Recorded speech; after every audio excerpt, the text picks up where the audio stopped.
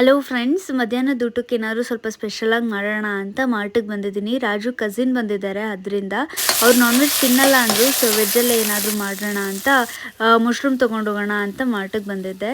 ಇಲ್ಲಿ ನಾನು ಮಶ್ರೂಮ್ ಸಾಂಬಾರು ಮಾಡ್ತಾಯಿದ್ದೀನಿ.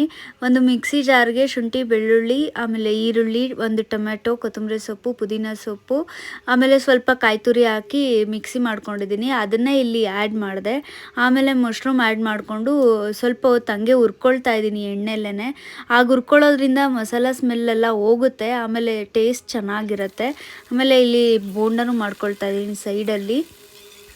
ಇತ್ತೀಚೆಗಂತೂ ಬಿಸಿಲು ಜಾಸ್ತಿ ಇರೋದ್ರಿಂದ ಮಧ್ಯಾಹ್ನದ ಹೊತ್ತು ಅಡುಗೆ ಮನೇಲಿ ನಿಂತ್ಕೊಂಡು ಅಡುಗೆ ಮಾಡೋದಕ್ಕೆ ಆಗ್ತಾಯಿಲ್ಲ.